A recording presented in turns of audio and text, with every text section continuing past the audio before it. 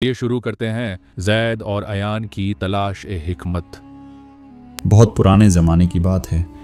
Kashgar नाम के एक छोटे से शहर में दो भाई रहते थे। ज़ैद 18 साल का और अयान 16 साल का। उनके वालिद एक बुनकर थे जो दिन रात मेहनत करके घर चलाते थे। लेकिन एक दिन अचानक उन्हें तेज़ बुखार हुआ और कुछ ही दिनों में उनका इंतकाल हो गया। दोनों भाई यतीम हो गए। घर पर गम का साया था और खर्च का बोझ पहाड़ की तरह खड़ा था। ज़ैद बड़ा था, इसलिए जिम्मेदारियां उसी पर आईं। वह रात भर जागकर सोचता कि अब घर कैसे चलेगा। खाने को अनाज मामूली सा बचा था। कपड़ों का धंधा करने वाली दुकान पहले ही घाटे में थी। एक शाम जब तंगी हद से ज़्यादा हो गई, ज़ैद ने कहा, अयान, अब मुझे काम ढूंढना होगा, बस दुआओं से घर नहीं चलता। अयान ने नरमी से जवाब दिया, भाई, कोशिश करना ज़रूरी है, लेकिन भरोसा अल्लाह पर रखो। जिसने हमें पैदा किया है वही रास्ता खोलेगा। ज़ैद ने ठंडी सांस ली। रास्ते खुद बनते नहीं अयान, बनाने पड़ते हैं। अगली सुबह वह बाज़ार गया काम ढूंढने के लिए। काफ़ी देर बाद उसे एक चमड़े के व्यापारी ने अपने पास रख लिया। काम बहुत मेहनत वाला था, खाल साफ़ करना, भारी बोरियां उठाना, लेकिन तनख्वाह सिर्फ 9 दीनार महीने की थी। ज़ैद मजबूरी में मान गया। सारा दिन काम करता और शाम को घर लौटकर थक कर चूर हो जाता। वह अयान से कहता, देखो, मेहनत में ही बरकत है, बस दुआओं से कुछ नहीं मिलता। लेकिन अयान का अंदाज़ नहीं बदलता था।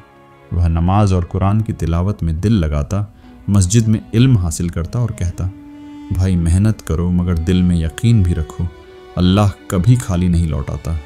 ज़ैद उसे अक्सर डांट देता, तुझे तो बस किताबें ही मिलेंगी, हमारी ज़िंदगी बदलनी है तो हाथ चलाने पड़ेंगे, ज़ुबान नहीं। अयान मुस्कुरा देता।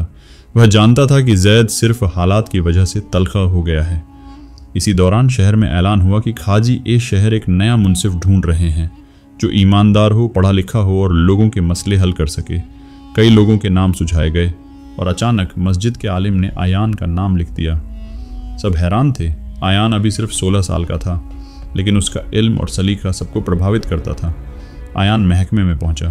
काजी ने उससे कई मुश्किल सवाल पूछे, शरीयत से लेकर अदल तक। अयान ने हर सवाल का बेहतरीन जवाब दिया। कहाजी खड़े हो गए और बोले, आज से तुम कहाजी के मददगार हो, तनख्वाह 60 दीनार हर महीना। अयान सन्न रह गया। यह रकम उसके भाई की तनख्वाह से 6 गुना थी। घर पहुंचा तो ज़ैद हैरान रह गया। उसके दिल में ताज्जुब, जलन, खुशी सब घुल मिल गया। वह सोचता रहा, मैं दिन रात मेहनत करता हूँ और अयान सिर्फ पढ़ता है, और उसे इतनी बड़ी नौकरी। यह बात उसके दिल में चुभ गई। अयान के काजी के दफ्तर में काम शुरू होने के कुछ ही हफ्तों में हालात बदलने लगे।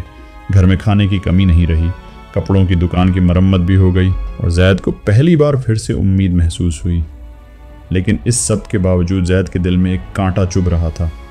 क्यों अयान को इतनी आसानी से सब मिल गया और मैं इतनी मेहनत के बाद भी वहीं का वहीं। वह यह बात सीधे कबूल नहीं कर पाया, लेकिन उसके रवैये में तलखी आने लगी। एक दिन ज़ैद बढ़ई के काम से लौटते वक्त एक अमीर सौदागर से मिला, जिसने उससे कहा, मैंने सुना तुम मेहनती लड़के हो, लेकिन तनख्वाह बढ़ाना मेरे लिए मुश्किल है। अगर खुश नहीं हो तो जा सकते हो। यह सुनकर ज़ैद का सब्र टूट गया। उसने उसी वक्त काम छोड़ दिया और गुस्से में घर लौट आया। घर में अयान कुरान पढ़ रहा था। ज़ैद अंदर आते ही बोला, सब तुम्हारी वजह से है। लोग तुम्हें इज्जत देते हैं, मुझे नहीं। घर तुम चलाते हो, मैं नहीं। अयान ने कुरान बंद की और नरमी से कहा, भाई, इज्जत और रोज़ी अल्लाह देता है, तुम भी सब्र करो, इंशाअल्लाह रास्ता खुलेगा। लेकिन ज़ैद का दिल भरा हुआ था।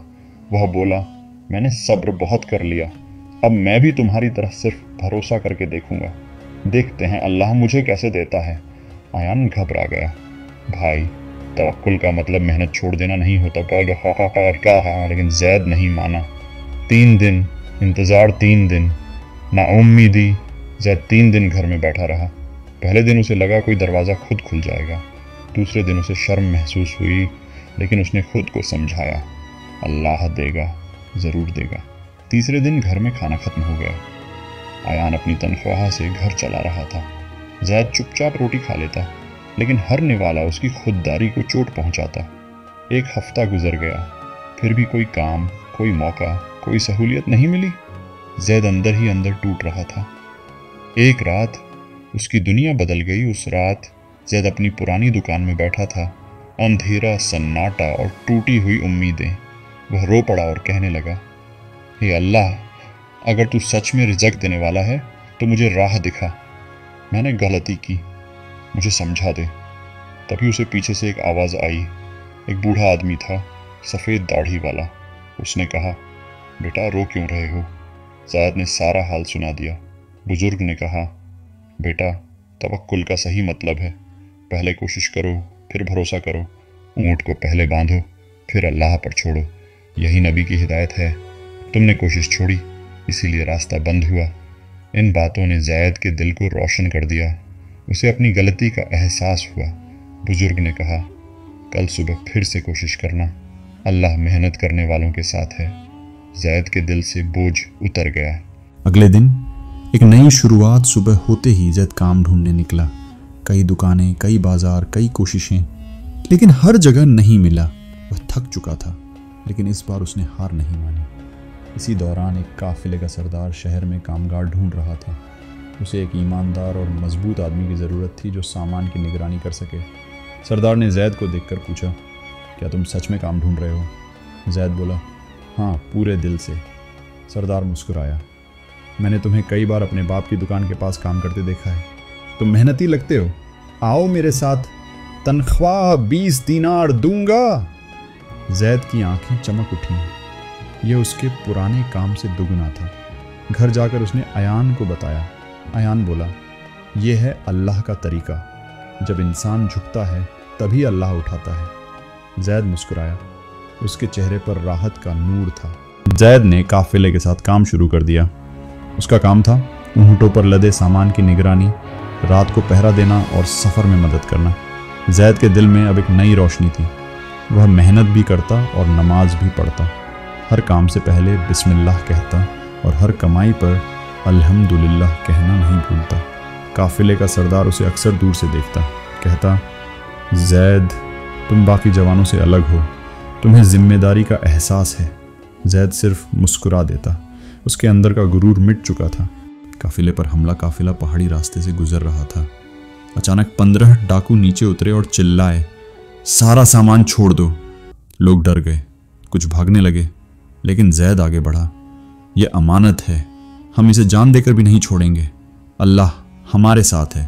اس کی آوازیں نے سب کو ہمت دے دی۔ لوگوں نے مقابلہ شروع کیا۔ زید سب سے آگے تھا۔ کئی ڈاکوؤں نے اس پر حملہ کیا، لیکن وہ ڈٹا رہا۔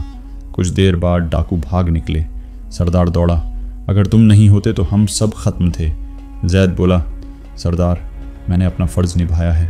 انعام کا وقت۔ شہر پہنچ کر سردار نے سامان بیچا اور بڑا منافع کمایا۔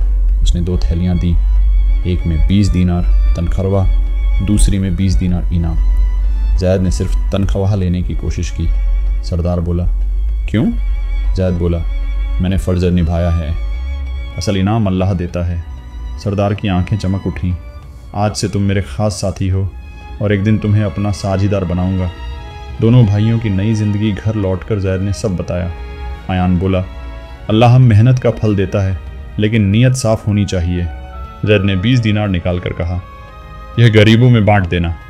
ایان کی آنکھیں بھر آئیں۔ بھائی، تم سچ میں بدل گئے ہو؟ کہانی کا راج چھنٹی راج کچھ مہینوں بعد وہی بوڑھا شخص آیا۔ زید بولا، بابا، آپ کی باتیں میری زندگی بدل گئیں۔ بزرگ مسکرائے، کامیاب اللہ نے بنایا، اور تمہارے بھائی ایان نے تمہارے لیے روز دعا کی، تم جانتے تھے؟ زید رک گیا۔ ایان مسکرایا۔ بزرگ نے کہا، اور وہ بوڑھی عورت یاد ہے جس کی تم نے مدد کی تھی؟ ہاں بابا، کیوں؟ وہ قافلے کے سردار کی ماں تھی۔ اسی نے کہا تھا، اس لڑکے میں ایمانداری ہے اور اسی وجہ سے تمہیں نوکری ملی۔ اللہ نے تمہارا راستہ پہلے ہی لکھ دیا تھا۔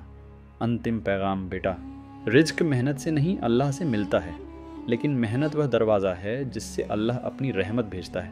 اہنکار تباہی لاتا ہے، نیکی کبھی جایا نہیں جاتی، اور توکل کا مطلب ہاتھ پر ہاتھ رکھ کر بیٹھ جانا نہیں، بلکہ کوشش کے بعد بھروسہ کرنا ہے۔ دونوں بھائیوں نے سر جھکا کر اللہ کا شکر ادا کیا، اور ان کی زندگی لوگوں کے لیے مثال بن گئی۔ ایک میں علم، دوسرے میں محنت، اور دونوں میں اللہ پر یقین۔